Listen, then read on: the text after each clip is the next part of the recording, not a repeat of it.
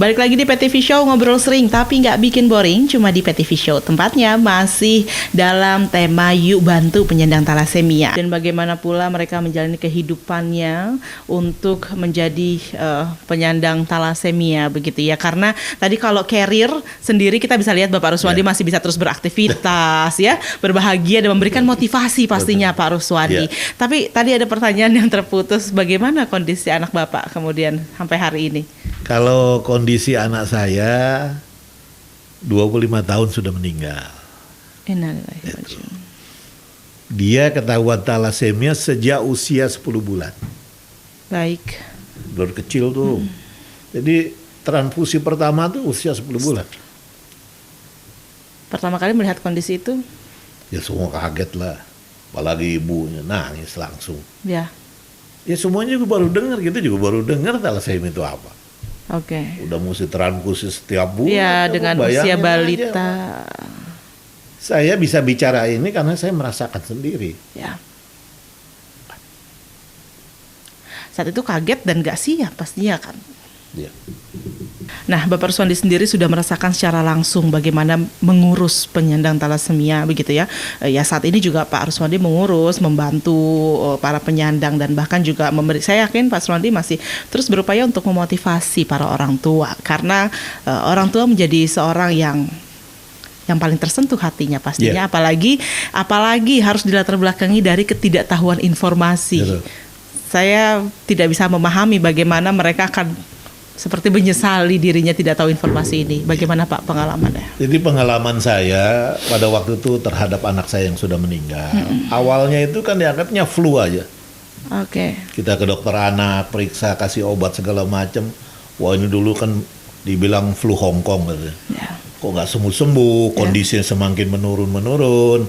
Akhirnya ada keluarga yang ngasih tahu, coba Bapak Ibu bawalah anaknya ini ke dokter hematolog anak. Baik. Bawalah kita ke almarhum Prof. Markum, dia ahli darah untuk khusus buat anak-anak. Ya kita bawa ke sana, bawa sana diperiksa. Dia kebetulan ada lab kecilnya di tempat praktek ya. Diperiksa dia punya HB sudah 6, rendah. Seharusnya kan di atas 10 lah ya, itu kan betul. Anak laki-laki dia. Nah setelah itu dia belum kasih tahu sakit apa, udahlah sekarang kasih obat aja, nanti seminggu kemudian kembali lagi. Udah seminggu kemudian kita datang, dicek lagi di lab, ternyata HB-nya udah 4. Turun terus. Waduh, dokternya diem aja. Dia bilang nggak bisa nih, besok kamu mesti ke rumah sakit. Ya. Kenapa? Untuk mendapatkan transfusi. Hah? Langsung disampaikan seperti itu? Harus transfusi karena udah 4. Rendah, terlalu rendah, kasihan. Fisiknya juga menurun terus. Ya pasti. Kita masih tanya ini sakit apa? Ya dikasihlah gambaran sedikit. Yang penting kamu besok saya tunggu di RSCM. Nggak ada rumah sakit lain. Nggak ada. Kan zaman dulu kita ngeri di RSCM. Iya. Jujur aja. Ya nggak bisa kalau nggak di RSCM, saya adanya di sana. Kalau mau cari yang lain silahkan. Ya akhirnya kita mau nggak mau bawa kita ke sana, bawa semua yang lain supaya diperiksa. Ya. Bawalah kita semua nih. Masih belum tahu saat itu. Udah hanya talasemia aja kita belum tahu detailnya apa. Dia belum cerita. Dia nunggu hasil di kita dulu semua. Periksa anak saya ternyata talasemia mayor ya itu yang meninggal itu. Terus saya diperiksa pertama saya carrier. Terus istri saya juga diperiksa carrier, nggak ngerti lagi apa, nih carrier pembawa aja gitu. Dah, akhir baru dia ceritain carrier dengan carrier akan terjadi seperti ini. Nah, salah satunya anak bapak yang talasemia mayor itu yang harus menjalankan transfusi, harus ditambah terus tiap bulan gitu. Nah, terus yang lain anak-anak saya yang lain itu carrier semua.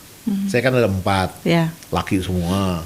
Nah ini yang nomor 3, nah yang nomor 4, yang nomor 1, nomor 2, nomor 1, semua carrier. Jadi kita udah tahu carrier. Nah saya selama 20 tahun tidak pernah meninggalkan anak saya. Saya selalu berdua dengan istri saya mengantar anak saya ke rumah sakit. Jadi saya tahu persis betapa susahnya, betapa beratnya. gitu loh. Ya. Dulu kita nggak ada asuransi, tidak ada asuransi swasta yang mau menerima thalassemia. Dia bilang, saya bilang, ya mau apa, nggak bisa apa-apa. Kita gimana mau, nggak sembuh ini, nggak sembuh-sembuh. Berapa biayanya dia bilang. Pokoknya dia tolak aja. Nggak bisa. Baik. Pemerintah mana mungkin. Ya. Baru ada Jamkesmas pada waktu itu. Nggak cukup, nggak mungkin lah bisa membantu ini. Akhirnya apa? Ya udahlah kita jalanin semua. Obat juga belum ada di Indonesia. Kita kalau mau beli mesti keluar negeri. Ya Allah. Itu loh. Baik. Padahal obatnya udah mahal segala macam dan pakai pompa suntik gitu. Ya, untuk mengeluarkan zat besi belum ada yang oral. Oke. Jadi pakai 10 jam tuh. Dipakai maghrib, dibukanya waktu bangun tidur, Ya Allah. itu langsung zat besi keluar melalui buang air kecil. Jadi kalau kita dibilang kaget, berat dan lain sebagainya, jujur memang kita nggak tahu soalnya. Sehingga pada waktu itu dokter-dokter kalau menemukan pasien baru pasti disuruh ke rumah. Di ke rumah Pak Ruswandi aja deh. Baik. Dia konsultasi di sana kan. Ya. Itu setiap dokter dapat pasien baru talasemi pasti disuruh ke rumah. Bagaimana Bapak Ruswandi Gitu. bisa mengurus anak itu? Ya, jadi saya sih alhamdulillah memang ada sedikit rezeki, ada bisa saya beli alat pompa suntik itu di Inggris, terus obat yang namanya obat Desferal itu yang saya beli juga di Inggris karena kebetulan ada teman saya yang kerja di Garuda sebagai pilot, saya titip obat dari sana. Artinya semua itu dikorbankan untuk menyelamatkan buah hati sebenarnya. Tadi kan saya udah bilang kalau yang miskin tambah miskin, yang kaya jadi miskin. Itu memang kejadian. Ada orang salah satu keluarga sampai rumahnya habis. Kenapa rumahnya habis? Anaknya 4 thalassemia mayor. Bagaimana dia bagi waktunya? Bagaimana dia membagi dananya? Mahal. Mahalnya apa, Bu? Berangkat dari rumah ke rumah sakit, dia makan di rumah sakit, belum minta ini itu yang lain-lain dan sebagainya. Belum beli ini, maksudnya beli kan mesti beli semua. Nggak ada yang gratis. Betul. Nggak ada asuransi, nggak ada pemerintah ganti. Melalui organisasi lah kita berjuang. Mungkin dulunya aja BPJS nggak mau. Sama, BPJS kan asuransi. Betul. Tapi alhamdulillah meneruskan yang dari programnya pada waktu itu Pak SBY itu. Akhirnya bisa tersadarkan dan masih ada bantuan hari ini begitu ya. Meskipun tetap pemirsa belum secara keseluruhan bisa membantu meringankan beban bukan hanya bagi para penyandang tapi juga bagi para orang tua. Untuk itu kita harapkan pemirsa bisa berpartisipasi juga untuk membantu para penyandang thalassemia, setidaknya membantu meringankan beban yang sudah harus mereka lewati. Nah, ini cerita dari Bapak Ruswandi selaku orang tua dari penyandang thalassemia. Apa kabar bangkit? Halo. yang harus menikmati dan menjadi penyandang thalassemia ini. Gimana ceritanya? Ya, jadi itu awalnya ya sama kayak anaknya Pak Ruswandi. Ya awalnya diagnosisnya ya nggak jelas gitu apa gitu. Dan pertama itu saya dirawat di Rumah Sakit Polri Sukamto. Baik. Nah di situ juga dokternya sampai bingung kan, karena udah beberapa bulan di rumah sakit kok nggak sembuh-sembuh gitu.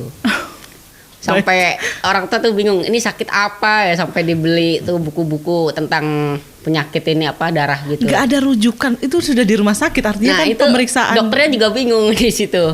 Makanya pada waktu itu dokter banyak yang belum paham tahu juga. Masya Allah. Nah waktu itu pas ini kok perutnya tambah besar, terus HB-nya kurang terus. Allahu Akbar. Akhirnya pada waktu itu ada dokter yang ngerujuk itu ke Rumah Sakit Cipto Mangunkusumo. Baik. Untuk dicek di sana. Gitu. Usia berapa saat itu, Bang? Saat itu tahun 2000 usia 2 tahun.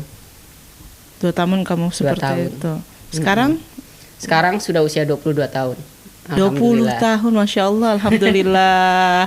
20 tahun kamu menjalani pengobatan dari thalassemia. Betul. Apa yang paling berat yang kamu rasakan? Yang paling berat sih, nggak ada yang berat sih sebenarnya kalau disyukuri semua. Baik, Masya Allah. Sebetulnya ada, Bu. Apa? Berat, tapi hidup dengan thalassemia Pertama memang kita harus ikhlas dulu. Nah, Betul. Kalau kita nggak ikhlas berat. baik. Tapi yang paling pokok itu adalah membosankan. Ya. Oke. Oh ya? Terutama izin ke sekolah waktu itu. Itu paling susah sekali.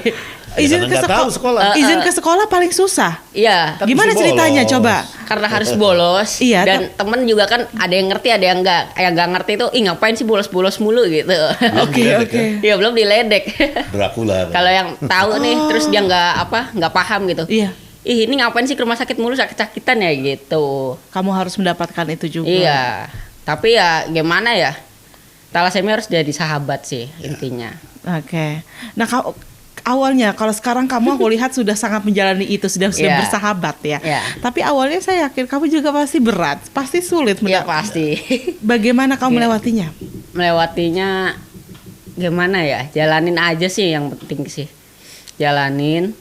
Dan misal ada yang belum tahu, kita kasih tahu apa itu thalassemia Baik. dan gimana cara pencegahannya Oke. dan apa saja yang saya lakukan di rumah sakit itu. Mereka pasti akan ngerti. Apa saja yang kamu lakukan di rumah sakit? Ya. Kamu harus 1 bulan sekali ke rumah sakit Ya, kan? makanya itu orang pertama yang saya kasih tahu di sekolah itu pertama wali kelas saya. Oke.